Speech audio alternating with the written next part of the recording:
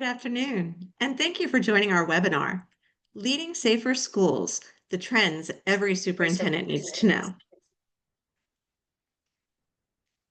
We would like to share a few housekeeping items before we begin. All of your phones are muted for the duration of the call. You can ask a question or post a comment in the chat window. Take a look for the chat window now and feel free to introduce yourself and say where you're from in the chat.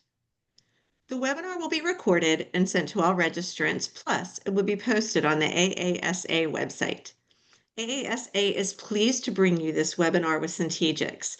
CENTEGIX is the industry leader and largest wearable panic button provider for K-12 education. The cloud-based CENTEGIX safety platform, featuring their crisis alert wearable badge, initiates the fastest multi-sensory notifications and emergency response, from the everyday to the extreme, anywhere on campus.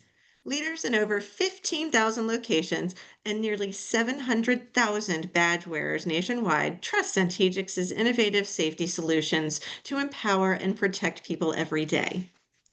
It is now my pleasure to introduce today's moderator, Jim McVetti, Managing Partner of First Step Advisors and a longtime partner of CENTEGIX. Take it away, Jim. Thanks, Lee, and thanks to the entire AASA community. It's been such a privilege over the years to host a number of sessions, particularly those related to safety and security. And yet again, I'm just so honored to be surrounded by a really august group of expert educators, advocates, and we're going to cover an awful lot today. Starting with our introductions, which you're doing right now. I've already dropped my name and where I'm from.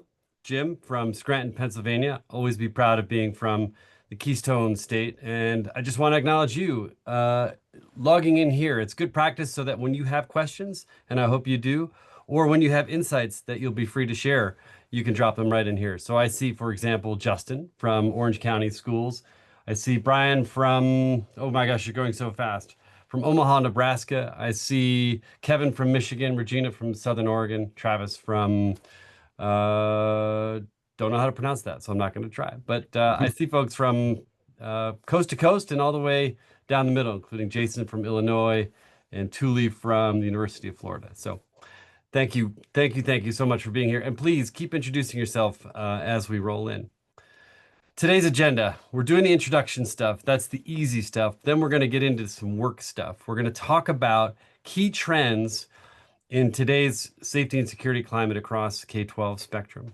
And these are the 4 trends that we're going to cover, and I'll preview a couple that you'll be able to access via a benchmark study that CENTEGIX produces every year. First, we're going to look at the payoff of data-driven decision-making. Critically important, we're going to hear about the benefits of creating a culture of safety, but just as importantly, perhaps more so, we're going to learn strategies about how these leaders have gone ahead and accomplished that culture of safety. We're going to look at the new standard for safety tech, and then we're going to talk about the universal on-site notifications and why that's so important.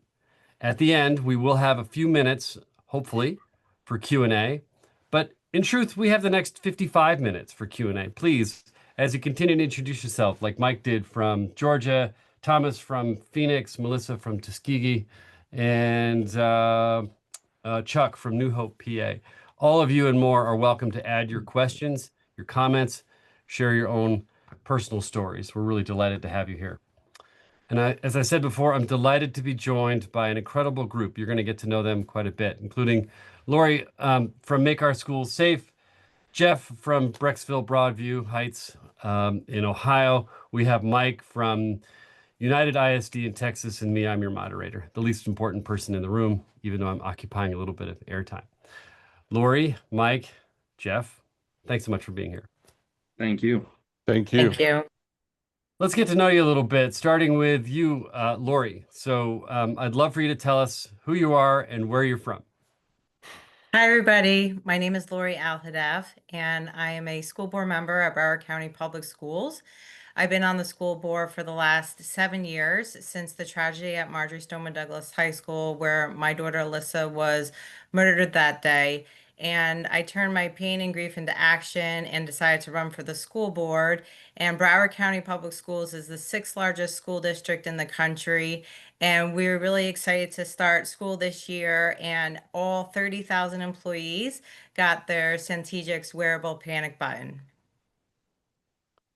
Lori, thanks so much. Thanks for sharing your background, your context, and also the fact that you've converted that pain and anguish into real and tangible action. We're really privileged to have you on, and we're excited to learn more about all the work that you're doing and its impact across the country. Next up, we have, excuse me, I have so many things. Oh, hi, Jeff. I'd love for you to give us your background. Awesome. Jeff Harrison from Northeast Ohio, the proud superintendent of Brecksville Broadview Heights City Schools. We're located about 12 miles south of Cleveland. We're a high-performing suburban district. This is actually the second district I've been in as superintendent where we have implemented the CENTEGIX system. So I have some experience in not only this district, but one other. Today was new teacher orientation. So they're leaving the building today, all of them having their new CENTEGIX badges. So we're excited about the school year. Students are coming next week, ready or not. So, I'm excited to share some things and our story along the way. So thanks for having me today. Thanks, Jeff. I didn't know we were getting a 2-for-1 special here. So appreciate that you've done it twice now. And what I find always so interesting about these sessions is whether you have someone representing a district of 248,000 or someone representing a district of 4,000, the issues are really consistent across the board. And kind of in the middle is Mike. Tell us about your district, Mike. Yes, Jim, thank you so much. It's a privilege to be here. Super excited about the opportunity to be able to discuss the innovations of our district. I do want to apologize on behalf of our superintendent, Gerardo Cruz, Dr. Cruz.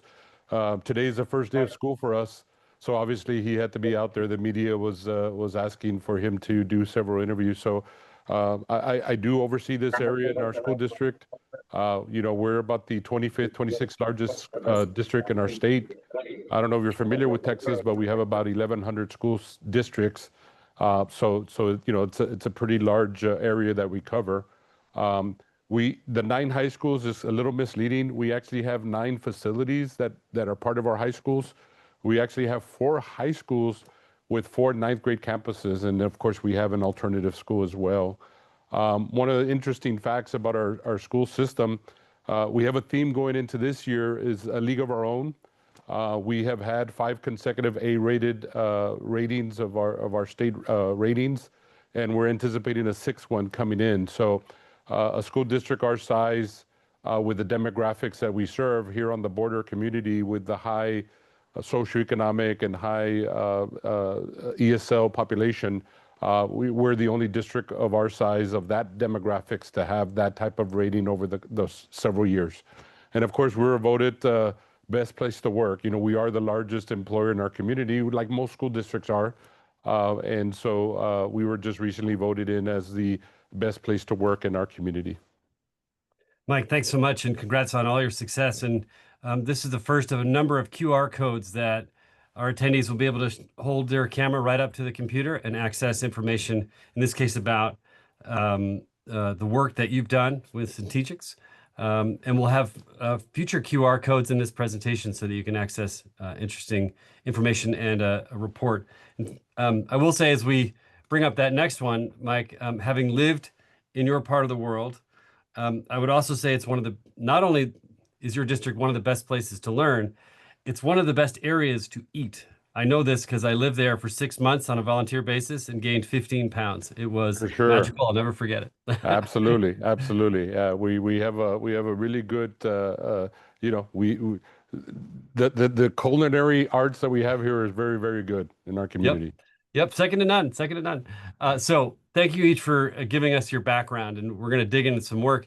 As we get ready, you noted in the agenda that we're going to talk about 4 key trends, and they come from a study that CENTEGIX produces every year. It's freely available, and you have direct access as AASA members. Again, using this QR code, you'll hear about the shift that schools are making from reactive protocols to proactive safety ecosystems, and that ecosystems words is going to come up in a little bit.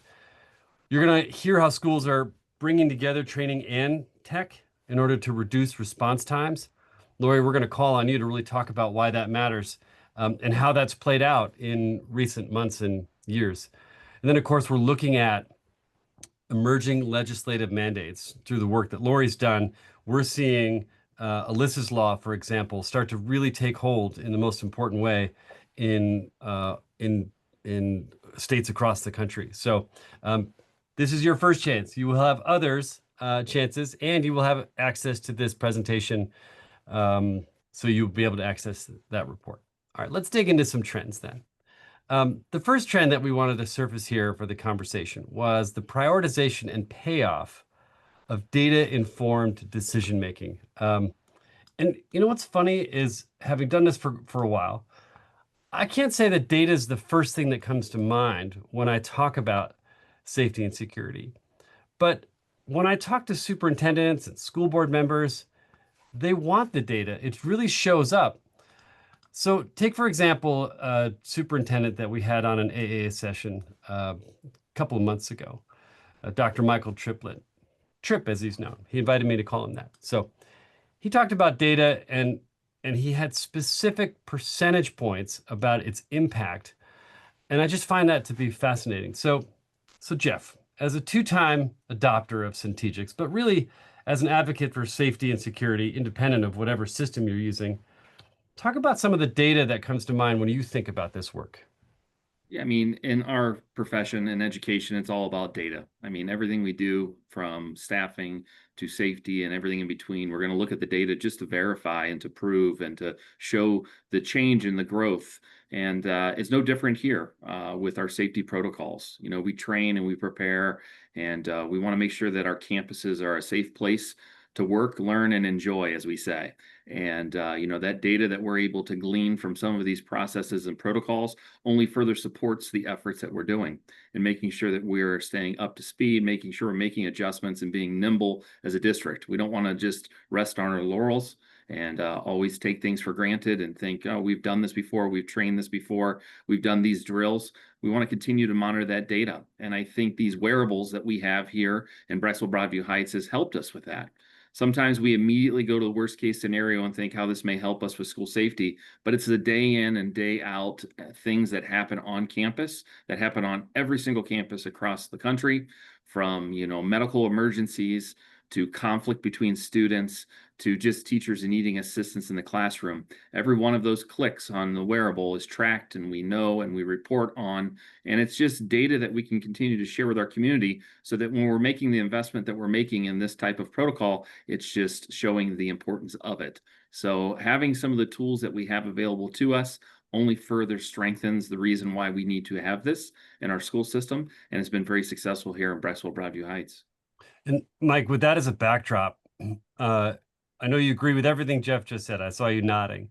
But what I'd love for you to dig in now is, what are some specific moves that you've had to make as a result of data? So it could be, you know, staffing decisions, for example, or furthering the professional development goals, balancing, say, investment in an SRO versus a monitor. Are there some specific examples you might be able to share about how you've used data to inform decision making? Yes, I mean, at the end of the day, you know, UISD takes a lot of pride of being kind of the leaders in a lot of activities, especially when it comes to safety. You know, none of us start our careers. I'm starting my 29th year in education, and none of us start our careers like, hey, we're safety experts, and you know, it's really out of our element. But what the universal language for all of us is having the data to be, regardless of what topic you're talking about, right? Data is always going to be the driver in making decisions of what we need to do when it comes to staffing and so forth. But you know, we started a long time ago to make the commitment towards safety by being one of the first, or the first district in Texas to have armed peace officers in every one of our facilities. Right, that was a significant investment. You know, we saw a drop in more violent activity in our campuses because of that. Obviously, the deterrent of having that was significant for us. But what was important when we made the decision and to go into this wearables, we have about 7,000 employees, and every single employee carries one of these, regardless of your position. Our bus drivers, who are not necessarily on campus, but in our minds drive a mobile classroom, right? Or They could be individuals that can have early detection for us if there's an activity that happens outside. So we want everybody to be part of this process. But one of the major decisions that we had in embarking in this particular relationship with CENTEGIX was to make sure that we had a tool that was doing stuff daily for us. We just didn't want a panic device to be able to secure a lockdown situation, which may or may not ever happen. We wanted to have a practical item to be able to alert us when situations arise. So that information has helped us shape how we respond, how we're able to focus on certain activities. And it has really reduced our violence on our campuses. We actually had a situation, it's on video, where there was two students that were about to engage into a physical altercation, and the teacher was able to notify local, the administration, and before they even threw the first punch, individuals were there to stop it. So that to me was just an amazing proof of being able to have this type of technology to be able to alert individuals immediately. So we also want to take the human element of being able to notify outside law enforcement and just having an automated process to be able to get that done. Because in the time of an emergency, you don't want to just have people having to think and have a checklist, a mental checklist of the things that they have to do without making sure and doing the right thing and notifying outside law enforcement. Right, right. Yeah, thanks for that. Those proof points are so critical. Lori, I'm going to turn to you because as Jeff and Mike have noted, a lot of the picture is painted for them through the use of these systems, whether it's Jeff tracking every click to understand, when and where things are happening, Mike citing proof points, including that de-escalation opportunity between two students. In your work at a state level, advocating across the country, I mean, data is pretty important. I got to imagine that legislators and policymakers are saying, that's all interesting, give me the data. Do you have examples of say, what they're looking for, Lori? Well, so first, I'd just like to say that yesterday I had the conversation with my Chief of Safety and Security Officer asking for the data, for him to give us the data on a monthly basis to the school board. So we know, predominantly this is going to be used for medical emergencies, but I think it's just so important for the school board to clearly understand how this panic button is saving lives.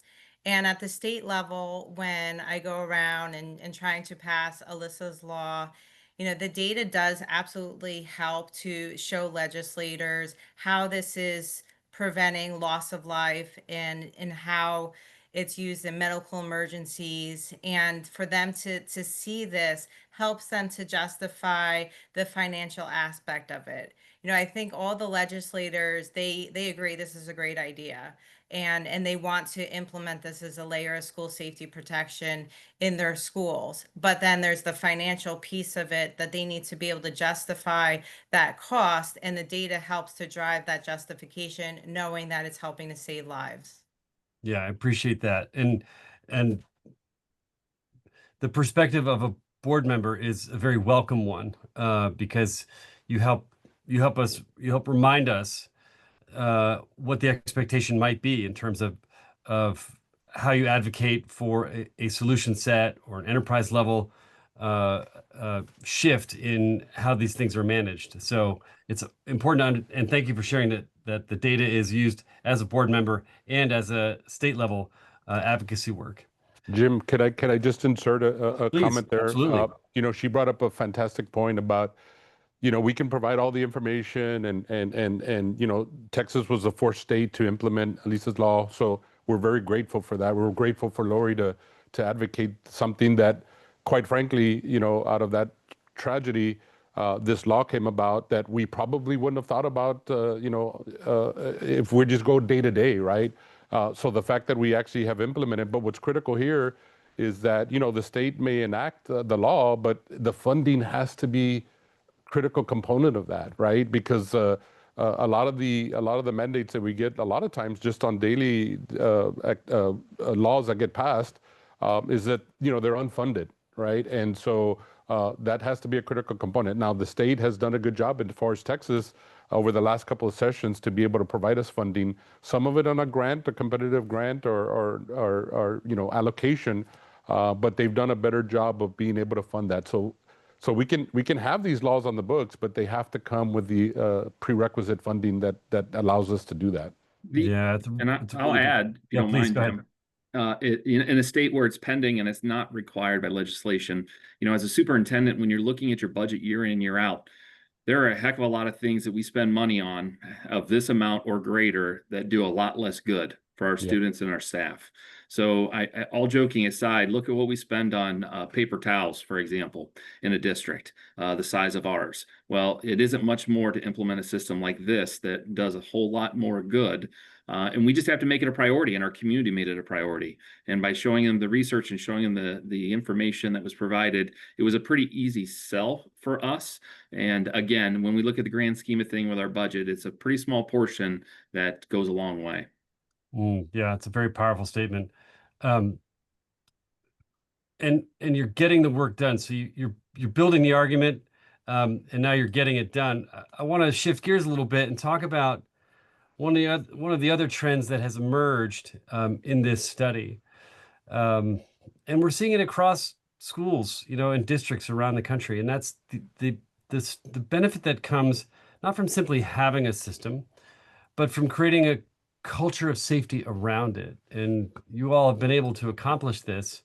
So I'd like to dig into that a little bit. I mean, one thing that we found from this study is that safety really is always top of mind. I'm going to pause for a second because for those of you dialed in from your office, wherever you may be around the country, and for us here on the panel, take a look at this data. It's really interesting.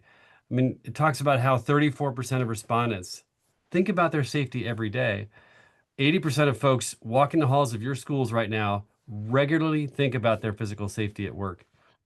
But that third one really gets me because the third of folks feel like the school or district highly prioritizes safety. So that leaves 2/3 feeling otherwise. Lori, when you see stats like this, what do you start thinking about?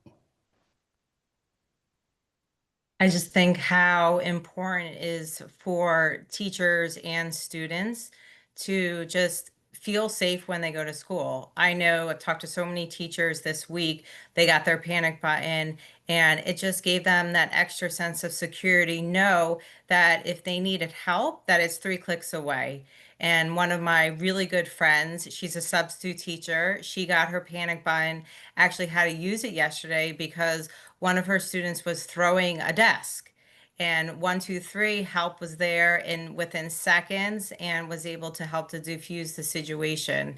So that safety is a lot of it is mental being mentally feeling safe and knowing that you're in a culture and within the school that is a safe environment for yourself and also for your children that are going to school and your students. That's amazing that if I heard you correctly, within 24 hours, you had an instance where the application was used and the situation was addressed. Well, actually, the first day it was used on the 3 clicks for I need help over 50 times. Oh, interesting. Yeah, But thank you. we're a huge school district. Right, right. But still, I mean, Mhm. what's amazing is, I don't know if I can give voice to this, but from day one, you're seeing the thing used the way it should be used. That's what's fascinating to me. And that really tells me that you've inculcated a culture that says, yep, we are here for you and we will respond. Jeff, I'd love for you to weigh in, build on what Lori was talking about how, this data sits with you and it has you thinking about a culture of safety. And then we are going to, I have my notes here, look at some of the means by which you as leaders are able to do that. But just a quick take here, Jeff. Yeah, listening to Lori speak, it's just there's so many similarities from Florida to Ohio and with our staff. I can just think of example of how staff have just a sense of that they're part of the safety plan. Prior to the wearable, prior to CENTEGIX, they would see that 3-ring binder sitting on a shelf that they'd go over once a year, and they didn't feel part of it or ownership in it. But the moment you give them this wearable that they wear around their neck and is visible to them, it just empowers them. They know that the help is there and will be there. And that those first couple times a staff member uses it, they're just amazed at the response time that happens. And the safety team members and that superintendent, I know I was at a conference last year out of state, and it was popping up on my phone when a staff alert happened, or when a lockdown went into action.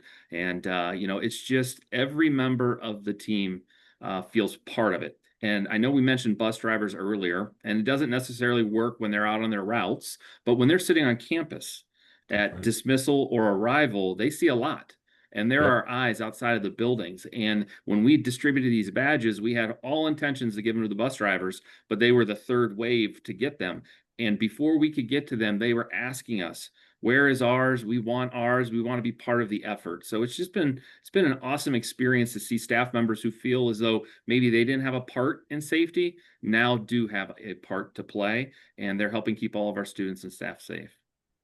Well, I'd be remiss if I didn't share that I'm a part-time backup bus driver. I got my CDL post-COVID when we were losing bus drivers. I have a And job for you here, Jim. So move on over here to Ohio. I hear that all the time. Yep, I know what my retirement plan is. We'll But you're pay you right. more, Jim. We'll pay you more. And that good food. It's just an acknowledgement that, we think about this in the context of administrator and teacher, but there's all those spaces in between where this is so important, and those spaces surrounding your campus and throughout, which is really critical. And as much as I'd love to go back to Southern Texas and put on more weight and work for you, Mike, Yes, what sir. I'm really interested though in learning about is, you've been cited as a great place to work. Literally, you have the award. Yes, sir. And you've done that through empowering your people, which you've said, and Dr. Cruz has said, is really your most valuable asset. Talk about your approach to building that culture, because I think that's got to be part of the formula for making this a great place to work. Yeah, I think Jeff and Lori will probably agree that education itself is already challenging. I mean, forget about safety, forget about just the mere fact of coming every day and having to do what you got to do and being heroes to our students is already challenging. Now you add the component of, they have to have it in their minds that, there's something that could happen that day. And I'm going to be honest with you, we come, to work every day in my area, my department, my responsibility, thinking that that's the day that something's going to happen. We have to think that way. We have to be prepared to be proactive and reactive to a situation. My philosophy, my thought is, it's not if it'll happen, it's when it's going to happen and what we're going to do to react to that. And so the district has done a fantastic job of implementing a lot of safety protocols, and CENTEGIX is just another layer of that. Back in our 2013 bond, we committed tens of millions of dollars to adding security vestibules in every one of our facilities, right? All of our new buildings come with security vestibules, so that we are checking in people prior to them walking into our facility. We have these man traps that we set up in case somebody's trying to enter the building. And then, of course, as I mentioned, we were the first district to have armed officers at every one of our campuses, right? And our high schools have multi-armed officers on our campuses. So having this system is just another layer of the commitment that we've made over time. And as Jeff mentioned earlier, that was a commitment we made. That wasn't a mandate. The state of Texas mandated it 2 sessions ago that we are to have armed officers in all of our campuses. We were doing that 10 years before it was required. And I'm going to be honest with you, that is not a cheap proposition. In our particular county, our police force is the third largest police force in our county, right? Now, we have a lot of federal agencies. I'm not counting them, right? We have our local police department, we have our sheriff's department, and then UISD has the third largest police force in our county. So that's a significant investment. But then you layer on our security vestibules, then you layer on our technological weapons detection system, and then you layer on a lot of our other detectables that we have. And then we add the last piece of the puzzle that I thought was very critical was this panic device button, which again has practical daily usage. We looked at all kinds of systems, and when you're making an investment for a panic button or a lockdown notification button. It just didn't make sense. We needed to make sure that we were going to make a significant investment like we did to have practical usage. And we're very excited to have a lot of information, medical use, other emergency situation, elopement. You know, we have students that, especially in our special needs area, where they leave the building, they exit the building, and we need to be able to have a notification to be able to get assistance. Can you imagine how that happened before? We had an elopement, right? And there's no way for the staff member to notify other people. So they're literally running out the door, chasing this child, the student, without any assistance. And so now it's a location device. We actually know where, how, when, what time, and what location. So we're very grateful for that. So again, and I would say if you were to survey our employees here, that number of 30% top of mind, it's going to be somewhere in the 80s or 90%, because I really feel that our employees do feel that we put a big emphasis on safety and security. Appreciate that, Mike. Lori, over to you.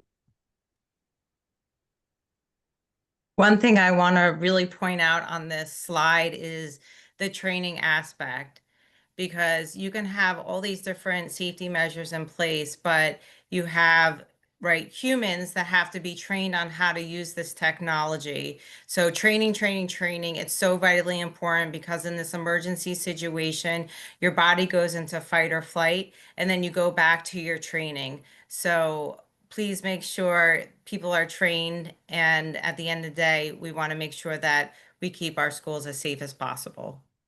And was that an expectation that you as a board laid out, or did you, like, how did you come by that? Because I imagine at your level as a board, you're probably looking holistically, but I mean, were you asking about how are you going to train your people on this? Was that a line of inquiry that you pursued? Well, CENTEGIX and the Broward County Public School staff did a fantastic job to train 30,000 employees, but I think it's ongoing. I keep saying that we need to put a training module in the teacher's lounge with a demo badge, just so they could practice every day. Like, I need help. Those 3 clicks of the button, or 8 times or more for the lockdown. The more that they feel comfortable with it, and the more training they get and access to it, the more they're going to be able to use that in that life-threatening emergency situation. And we know that time equals life, and the faster that we can get help on the scene, the more lives that we can save. Thanks for that, Lori. That's really, really helpful, and keeps us really grounded in what matters, particularly around time equals life. I know we're going to unpack that a little bit further, but the training protocols clearly are so critical. And one of the things we talked about was the combination of training and technology. So Mike described a pretty elaborate setup that's integrated with all manner of systems and settings to activate a fulsome security apparatus and safety apparatus and response apparatus. Jeff, talk about maybe some of the elements that go underappreciated: digital mapping, the power of interoperability. These things emerged as critical trends. And I guess, Jeff, I'd point to you to say, how are you taking stock of those kinds of elements inside the tech stack that we're talking about here? Well, I think that's an important piece to note, is this isn't just a panic button, hit it 3 times, wait for somebody to show up, or 8 times to lock down the building. But not only does it notify the staff member once they hit that 8 clicks, they'll then hear an announcement come over the PA. There will be a screen takeover on their smart board in their room. There'll be the strobes that are going off, because as a former high school principal of a large high school, you forget about places like the gymnasium, where they're not going to hear the announcement. Or there's not a smart board to be taken over, or in your band room when they're playing their instrument like they should be. There needs to be multiple ways that staff and students are notified, and the CENTEGIX system does that for us. In both districts that I've implemented CENTEGIX, it all started with a conversation around the PA system. As any high school or building principal, you have this PA system that barely ever gets used in today's day and age, and they fail often. And instead of investing money in upgrading that PA system immediately, we chose to invest in a system like this that had multiple tools to be able to help with student safety, student and staff safety, and that was a smarter investment of our money. But that interoperability and the digital blueprint that then comes up for our safety forces when they report to our building, they'll train, they come to our buildings often, they know them well, but when the heat is on or emergency is happening, they get right in their cruiser or on their smartphone, that digital map of our building. They'll know which door to enter to get there the quickest. And as Lori said, time equals life. And we want to make sure that we make it as efficient as we can for those people who are coming onto campus to help. Yeah, Lori. And then also the maps lay out where the assets are in the school, where the AED is, where the Stop the Bleed kit is, where the Narcan kit is. And so that's so vitally important. There was a situation where a student had a cardiac arrest and another teacher went, grabbed the AED and helped to save that student's life. So those assets, knowing where they are and someone to get them and bring them to the emergency faster helps to save lives. And Jim, let me also add the redundancy portion of it. You know, you have to start thinking about other areas, right? So, you know, we automatically think of classroom, we think of hallways, we think of where individuals will gather or congregate. But we took it a step further. You know, we have maintenance facilities, maintenance personnel that actually are in mechanical rooms or in areas that are not common areas. And so we invested in strobe lights in those areas because, you know, how are they going to know if there's a lockdown that's called and not to step out of that particular, you know, location that they're at? So we made sure that the redundancies were in those locations as well. Plus the other part, again, I go back to just practical. You know, a lot of these reach out to some of our other areas like our athletic fields, some of our field houses and so forth. But the fields are important too. You have real-time injuries that happen where coaches are probably focused on the individual. Well, they can call for help now, right? So without having to really sweat or be stressing about, you know, make a call 911, all that can be happen in an instant. And it has happened in our district that we've been able to respond to some of these injuries in a more a quicker fashion. Yeah, you've all shared really important stories about the way culture shows up is in how you treat your people, for sure, but also in the resources that you surround them with, and you're accounting for them in a variety of locations. And then I want to call out something interesting, which is the layered elements here also provide what I think Mike said was a redundancy to the work. Just before this webinar, I got a notice on my phone about a potential flash flood up here in Pennsylvania, which, you know, makes sense. So, of course, being the dad I am, I texted my family. We're still in summer mode and said, hey, heads up. What's interesting is our phones were down. I don't know why. Perhaps it was the storm. I didn't really have another way to reach out to them. So it got me thinking about the webinar I was about to walk into and how I didn't have that backup, that redundancy. And I got to imagine that's something you were all thinking about quite a bit. Yes, and it's nice with this system that it operates off of a mesh network. It's not on your network for your building. It's not a cellular network, but it's one that's built that covers your campus. And it's nice to know that the reliability is there. And, you know, we continue to have great success with it. I appreciate that. Yeah, it's an important element to consider. You've all identified specific use cases for the silent alarm. And Lori, I appreciate you explaining that there's basically, well, actually, I'll have you explain a little bit more. You cited 3 and you cited 8 clicks. Tell me the scenarios by which you might use 3 or 8. So you would use 3 if their student starts fighting or students vaping. It also could be used for a medical emergency if someone's choking or passed out, and or just any type of like my friend had a student throwing a desk, right? That type of I need help in that type of emergency. And then the 8 clicks is going to be used if you see someone with a weapon. It could be a gun, it could be a knife, and so you click it 8 times and help will get there faster. This was actually used in the Appalachia High School shooting in Georgia. The teacher saw the gunman walk onto campus and she started pressing her panic button, and help was able to get there faster. They actually saved 9 lives, 9 people that were shot, and all 9 people lived. Thankfully, they were able to get their help there faster because they used their panic button, which is incredible.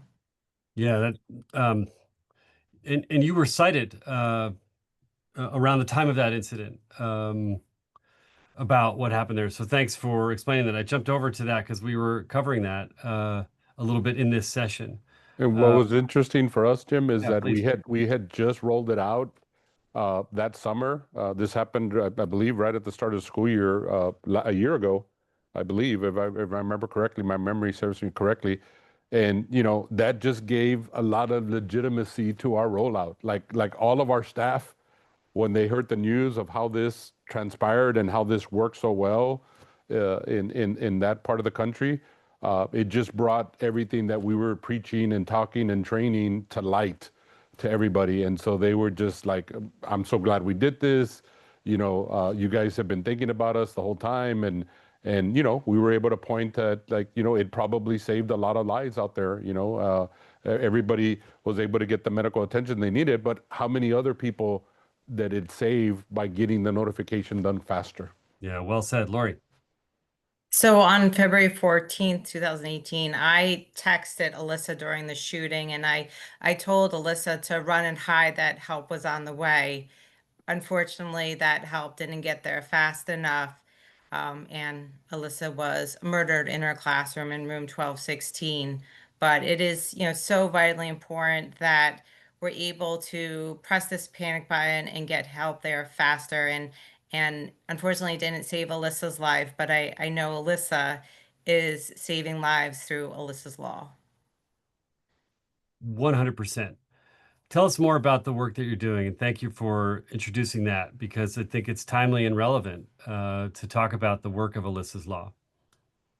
So my husband and I, Dr. Elon Aldaf, we started Make Our School Safe shortly after the tragedy. We turn our pain and grief into action, and Make Our School Safe focuses on 3 things: Alyssa's Law, which is the panic buttons, which we've now passed in 10 states. We're super excited about it, and we're going to continue to go state by state across the country to make this a national standard. A standard level of school safety protection in every school across the country. And then Make Our Schools Safe, we also have MOS clubs, students in high schools, that help to create that culture of safety within our school. We know it's so important that we form relationships with our students. If they see something, say something, we could prevent violence from happening before it happens. So I encourage you to go to our website, makeourschoolsafe.org. Check out our MOS club, start one in your high school, where you can have your high school students help to create that culture of safety in your school. And then also the third thing is that we've raised over $700,000 given back to schools for different school safety projects at their schools. And Alyssa was only 14 years old when she was shot 8 times in her English classroom. And so I work diligently every day to honor Alyssa, to make sure that her death wasn't in vain, and that we help to protect all kids in all schools across the country with Alyssa's Law, knowing that time equals life. Lori, thanks so much for sharing that powerful story and the incredible work that derived from such a unnecessary tragedy. And the work is happening. The momentum is building. You said, for example, adopted in 10 states, with versions of that law requiring a wearable panic button. And everyone, not just lawmakers, but not just parents, everyone wants fast, silent, and precise alerts. So Jeff, in Ohio, where it's pending, I mean, you're already out in front of the law. You're doing the things that you need to do. What's it going to take to get it over the goal line in Ohio? And perhaps what guidance might you have for others who are listening in from across the country that think maybe now is really beyond time we advocate for this in our state? Yeah, I think there's a need for the advocacy, but I would also speak to the fact that we need to lead in this and not wait for legislation. As educators, we always want to talk about what Mike referenced was unfunded mandates. Well, there's things that we need to get ahead of and be responsible for, and we've seen the terrible tragedies across the country, and we need to continue to be proactive because students are not going to learn if they don't feel safe. So we want to make sure that both our staff and students feel safe. So here in Ohio, it has been brought up in a few sessions and has continued to be debated. But unfortunately, what happens is it comes down to the funding aspect of it. And if they're going to require this and make it a requirement, the legislation knows that the next question is, how are we going to pay for it? I wasn't interested in waiting for legislation to happen. I was interested in making it happen sooner rather than later in our district. And if you know, a year or two from now, it becomes a law and funding is available, even better. But I want to make sure that we were able to do this and be sustainable and not wait for something to happen that would cause people to move to action. And, it was just at the right time, at the right place that I was able to learn about the system and the protocols, and it fit a need for us, and it has just taken off. My phone rings often from colleagues across the state asking about it, asking about implementation. I do want to go back to the training piece because kind of tongue in cheek, we talk, this is the easiest professional development we do for teachers. We teach them how to click 3 times and 8 times, and you can train them in about 1 minute, and it's awesome. Obviously, there's a lot more to it. Your safety teams and protocols you have in place and already have in place, this just enhances it. But for the classroom teacher training piece of it, it was pretty quick and effective. Yeah, very powerful. Lori, I'm going to go over to you, and I will say that one of the things is this legislation, this advocacy work that you're doing with Alyssa's Law isn't just about policy. It's really a promise that Jeff and Mike and other district leaders are making that help is just a click of a button away. And I think that's really important to call out. Lori, what were you going to share? So if your state hasn't passed Alyssa's law already, I encourage you to go to makeourschoolsafe.org. We have a clickable map. So you just click on your state and you can fill the form out. It takes less than a minute, and you can send an email to your legislator to encourage them to pass Alyssa's law in your state. Thanks for that. And the link has been shared in the chat. Please do find your way to makeourschoolsafe.org. Jim, you can learn a lot and you can take action. Go ahead, Mike. Jim, I just wanted to again thank Lori for her advocacy. Obviously, it was because of a tragic event, but it's things that we probably wouldn't have thought about. An unfortunate thing has to happen for us to be able to start putting these things front of mind. But one of the important parts here that's critical is that, the training is there, and we talk about it at times because people they're human, and they tend to overreact. We're an impatient society. 1, 2, 3, I need help. Nobody responds, within minutes. I'm pressing it again. And sometimes they go a little bit overzealous and they do a lockdown, right? Well, we talk about that as the cost of doing business. At the end of the day, it doesn't matter if they do that. We will train from that. We will learn from that. But just the mere fact that they have this capability of doing that, it just provides so much peace of mind. That's incredible. But I do want to, on top of what Lori was talking about, is to make sure that our students are empowered. We just recently presented at our state conference here, the Texas School Safety Center, about a couple months ago, and we were fortunate to be able to present as presenters, and we had a student-led training video. Because look, the reality about school safety is we can train under normal circumstances. Everybody's in a classroom, there's an active shooter, everybody knows the protocols. But nobody talks about passing periods, nobody talks about lunch periods, nobody talks about after school, before school. And so the kids, our students, took it upon themselves to do a training video on what to do in those scenarios. And they incorporated, obviously, the CENTEGIX notification alerts, the little strobe lights and so forth, and wanting to do. The tagline at the end of it, again, student-led, was, a school is not a place you go, but a place you trust. And I thought that was such an impactful tagline to be able to share with everybody, that they felt that, UISD was doing everything possible to make sure, and they were doing their part to make sure everybody was safe in our four walls. That's the first time I've ever heard of a district, and it may have happened, but of a district experiencing a student-led presentation on this. Yeah. And it is a profoundly compelling statement that school is not a place you go, but a place you trust. Jeff, I have to believe you're starting to think, what would my students do with this? Yes, and they're quite aware of the system, and and have been an active part of it. But we talk about it often with our students, because think of a classroom full of students, and if there's a medical emergency with the adult who's wearing the CENTEGIX badge, our teachers, our students, have enough knowledge of the system to be able to grab that and alert. They would know what to do in those situations, and we've had those conversations with them. Yeah, it's so powerful. It's also powerful that it's not a secret. Like, CENTEGIX isn't sliding this in to get one over on anybody.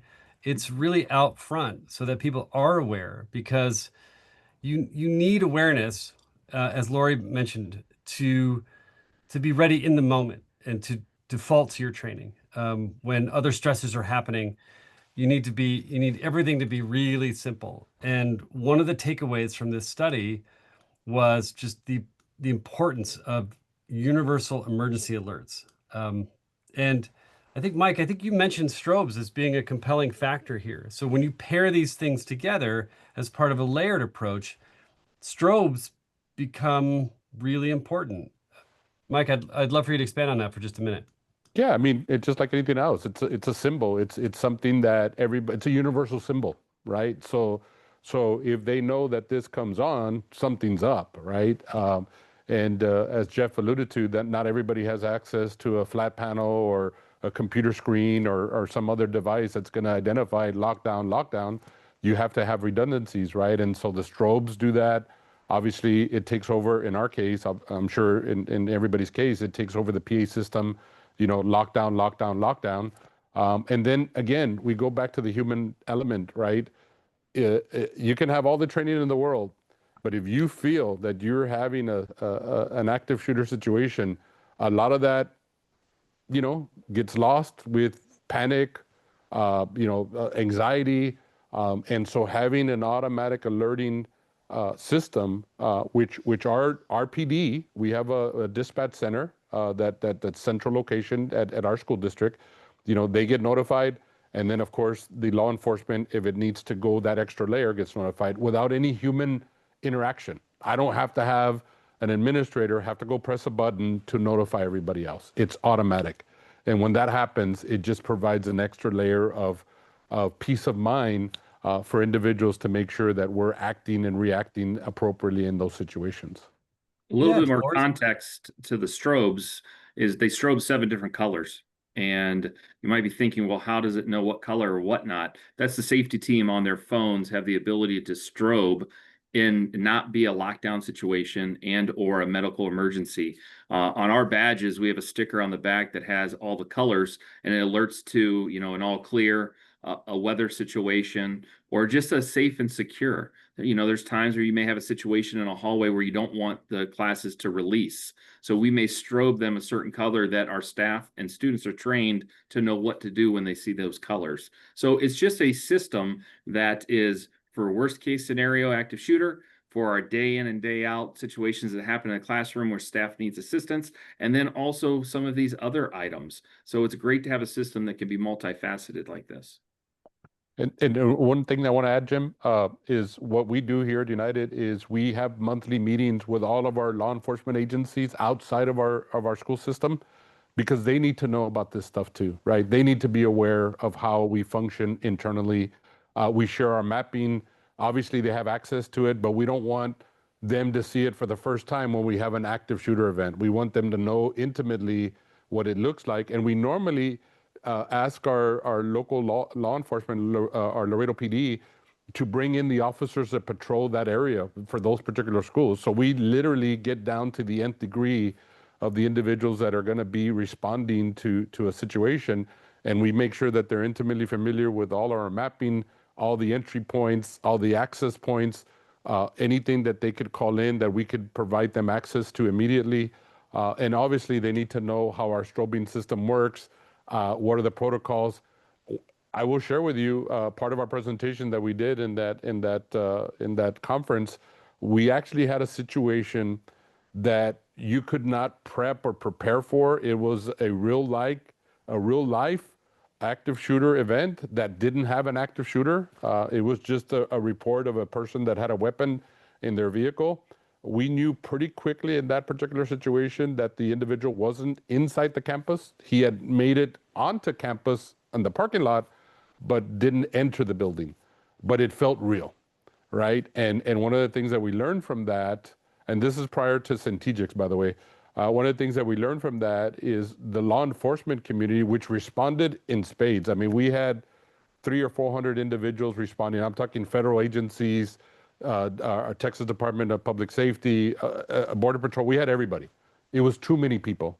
At the end of the day, it was just too many people that responded. But at least we knew that the response time. But one of the things that they didn't realize is our staff is trained not to open the door to anybody. It doesn't matter. It doesn't matter if they're saying they're law enforcement. It doesn't matter if they're saying they're PD or whatever. They're just not going to open the door. They're not going to put their students at risk. You know what I'm saying? So that's the thing that we had to reteach everybody outside of our community.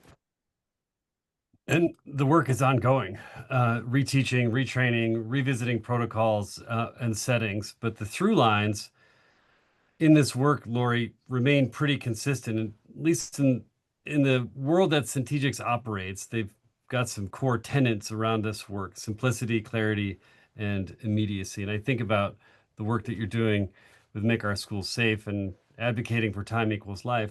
As you look at these tenets, I guess, how do they resonate with you in your role as advocate and as board member?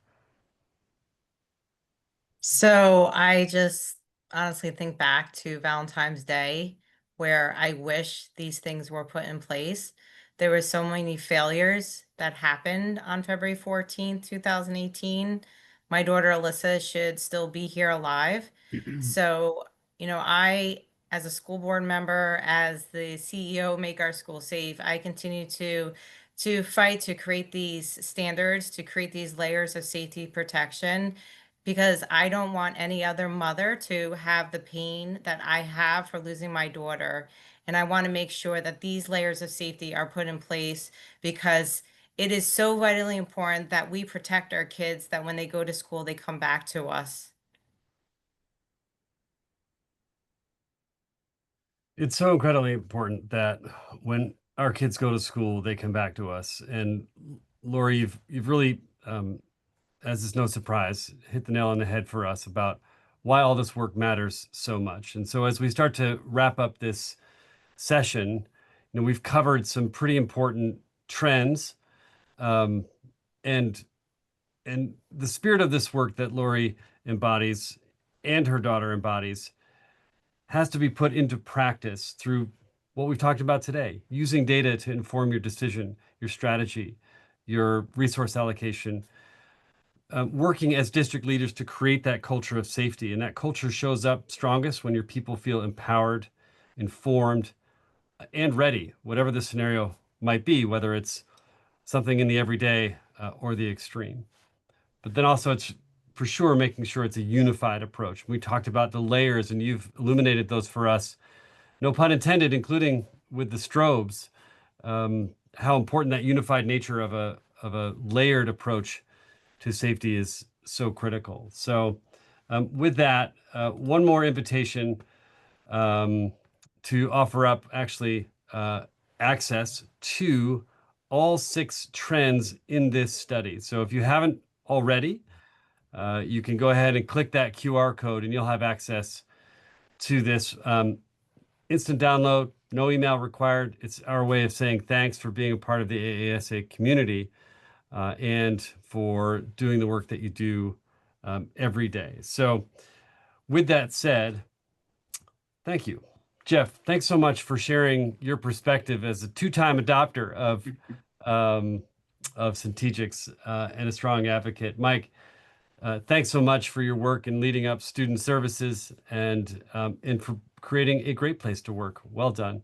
Yes, And sir. Lori, most especially a heartfelt thanks to you for being on with us and sharing your story and really helping clarify yet again why this work is so important. Thank you so much. It's been an honor to be here with Jeff and Lori. You know, great individuals. You know, we come every day. It's one of those interesting things. Again, I go back, you know, when we first started our careers in education, it's not like if, hey, we're going to be safety experts or think we're safety experts. We're still learning every day. But there's no doubt in my mind that those of us that work in the education system would do whatever we can to protect our students, our visitors, our staff, even if it means laying down our own lives. But if there's something that we can do to prevent that for anybody, we need to take advantage of that. And so we're very grateful for something like CENTEGIX to be available so that we can just prevent, you know, just any tragedy from happening. Thanks, Mike. Jeff, any closing comments? No, thanks for the opportunity. It was a great opportunity to share. And Lori, I commend you for the work that you and your organization is doing. And whatever help you need here in Ohio, we're here to support you. Thanks, Jeff. And Lori, closing sentiments from you, please. Join the school safety movement. Go to makeourschoolsafe.org. Thank you so much. Thank you. And thanks again to AASA and the entire community for being a part of this series. Wish you all well and happy back to school season. Thanks so much. Thank you.